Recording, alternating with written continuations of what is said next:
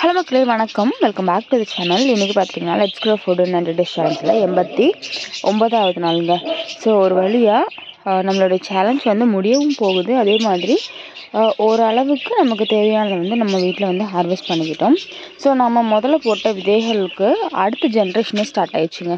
So இந்த இடத்துல வந்துட்டு இந்த பேக்கில் வந்துட்டு மூக்குத்தி அவரையாக ஏதோ ஒரு போட்டிருந்தேன். ஸோ அது பக்கத்து தொட்டிகிட்டேருந்து வந்துருச்சு அப்படின்னு நினைக்கிறேன். 4 விதைகள் அப்படியே வந்து விழுந்துருந்துச்சு. ஸோ எல்லாமே பச்சை விதை, காஞ்சது கூட இல்லை, எல்லாமே பச்சை விதையாக விழுந்துருந்துச்சு. அதிலிருந்து ஒரு விதை முளைச்சி வந்துருக்குங்க. ஸோ நெக்ஸ்ட் ஜென்ரேஷன் மூக்குத்தி அவரை இது. ஸோ ஒன்ஸ் வந்துட்டு இந்த மாதிரியான செடிகளை வந்துட்டு நம்மளோட தோட்டத்தில் வச்சிட்டோம் அப்படின்னா அதுவே ஆட்டோமேட்டிக்காக அடுத்த ஜென்ரேஷன் வந்து க்ரியேட் பண்ணிக்கோங்க. ஏதோ ஒரு இடத்துல நம்ம வந்து கவனமாக இருந்திருக்க மாட்டோம். ஸோ அந்த விதையை வந்து வெளியே கவனிச்சிருக்க மாட்டோம். அந்த மாதிரி விதைகள் வந்து தப்பி இந்த மாதிரியான செடிகளாக வந்து உருவாகும். அடுத்ததாக நம்ம தோட்டத்தில் வந்து கண்டிப்பாக தக்காளி செடி இருக்கும். ஸோ வந்து குறைஞ்சது ஒரு 2 தக்காளி செடியாக நம்ம வச்சுருக்கோம் இல்லையா. தக்காளி செடியை பொறுத்தளவில் நீங்கள் நாற்று போடும்போது கொஞ்சமும் போட்டாலுமே உங்களுக்கு வந்து நிறைய செடிகள் வந்து வளர்ந்துடும். ஸோ முளைச்சி வரதில் வந்து புது விதைகளை பொறுத்தளவில் பிரச்சனை இருக்காதுங்க, நிறைய வளர்ந்துடும். வளர்ந்துட்டு நீங்கள் வந்து உங்களுக்கு எவ்வளோ செடிகள் வந்து தேவைப்படுது உங்கள் ஃபேமிலிக்கு அப்படிங்கிறது வந்து நம்ம ஃபஸ்ட்டே முடிவு பண்ணிடணும். இப்போ வந்து ஒரு 10 செடி வேணும் அப்படின்னா நம்ம தனித்தனியாக அதாவது 5லேருந்து ஒரு 7 பேக்காவது நம்ம கணக்கு பண்ணணும். ஸோ மேக்ஸிமம் முடிஞ்சது அப்படின்னா 10 பேக், ஒரு செடிக்கு வந்து 1 பேக் அப்படின்னு கணக்கு பண்ணி 10 பேக் நம்ம வச்சுக்கலாம்.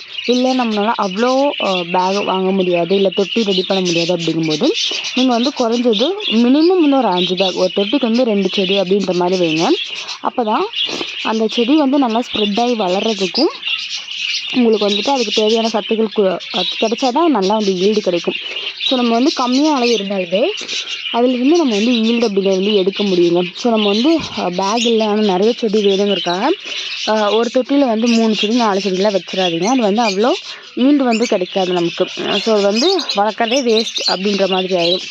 நீங்கள் வந்து அளவாக 2 செடி வச்சாலுமே அதில் முடிஞ்ச அளவுக்கு நம்ம மேக்ஸிமம் நிறைய சத்துக்கள் கொடுத்து நம்ம வந்து அதுலேருந்து நமக்கு வேணுங்கிற ஈல்டு எல்லாமே நம்ம எடுத்துடலாம். ஸோ அதே மாதிரி இதுக்கு வந்து கண்டிப்பாக வந்து நல்ல வெயில் வேணும். ஸோ இனி வரக்கூடிய சீசன் வந்துட்டு நமக்கு வெயிலுக்கு வந்து பிரச்சனை இருக்காது. தனித்தனியாக ஒரு தொட்டிக்கு வந்து 2 செடி வைக்கணும் இல்லையா, அதுக்கு தேவையான வெயிலும் கிடைக்கும், நமக்கு ஈல்டும் கிடைக்கும். ஸோ வெயில் தானே, அது வந்து வெயில் தாங்கணும், கூட்டமாக இருந்தால் தான் வெயில் தாங்கணும் அப்படின்னு நீங்கள் வச்சிங்க அப்படின்னா கீழே வந்துட்டு மேலே வந்து வெயில் இருக்கும், இந்த மண்ணுக்கிட்டலாம் வந்து வெயில் இல்லாமல் போயிடும். ஸோ அப்போ வந்து என்ன ஆகும் அப்படின்னா உங்களுக்கு வந்து ஈல்டுங்க வந்து ரொம்ப கம்மியாக ஆரம்பிச்சிடும். ஸோ இந்த எல்லோ பேர் டொமேட்டோ இது அப்படியே போகுது கொடி மாதிரி. நம்ம கொடிக்கு ஒரு பந்தல் போட்டிருக்கோம் இல்லையா, ஸோ அதுலேயே அப்படியே சுற்றியும் விடணும். இதுவே வந்துருச்சு ஒரு 3-4 அடிக்கிட்டேல இந்த ஒரு செடியை வந்து வளர ஆரம்பிச்சிருச்சு. அதே மாதிரி ஒரு அடிக்கு ஒரு பூ அந்த மாதிரி தான் வைக்குது. ஸோ கொத்தா பல்காலாம் வைக்கிறதில்ல. இங்கே வந்து முதல் காய் வச்சுருக்கு அப்படின்னா இங்கேருந்து ஒரு 1/2 அடியாவது கேப் இருக்குது. இதுக்கும் வந்து ஒரு 1/2 அடியாவது கேப் இருக்குது, பூ வைக்குதா. அப்புறம் இங்கேருந்து மறுபடியும் ஒரு 1/2 அடியிலேருந்து 3/4 அடி மறுபடியும் ஒரு செட்டு பூ, அந்த மாதிரி தான் இது வந்து பூக்குது. கொடியாக போகும் போல் இது. ஸோ அடுத்ததான் வந்துட்டு தானாக விழுந்த விதைன்னு சொல்லிட்டு தக்காளி செடி நிறைய காமிச்சிருந்தேன் இல்லையா. ஸோ நமக்கு வீடியோ பார்க்குறவங்களுக்கு தெரியும். அதில் வந்து நம்ம ஒரு செடி மட்டும் தனியாக எடுத்து நட்டோம். ஸோ அதில் பாருங்கள், இது ஆப்பிள் தக்காளின்னு நினைக்கிறேன், முட்டையாட்டம் இருக்குது. என்ன விதை போட்டு வளர்ந்ததா இல்லை அதுவாக விழுந்து வளர்ந்ததா அப்படிங்கிறதும் தெரியல. ஸோ பார்க்குறக்கு வந்துட்டு முட்டை மாதிரி இருக்குது. இது ஆப்பிள் தக்காளியா என்னன்னு தெரில எனக்கு. இது வந்து பழுத்தாச்சு அப்படின்னா தான் நமக்கு தெரியும். ஸோ இந்த செடிக்கே வந்துட்டு 2 காய் தான் இருக்குது. மறுபடியும் இந்த சீசன் பார்த்துட்டிங்கன்னா நம்ம நாட்டு தக்காளி போட்டிருக்கோம் இல்லையா. ஸோ செரி டொமேட்டோ நம்மக்கிட்ட ஆல்ரெடி இருக்குது. எல்லோ குடம் தக்காளியும் வந்து நம்ம வச்சுருக்கோம்.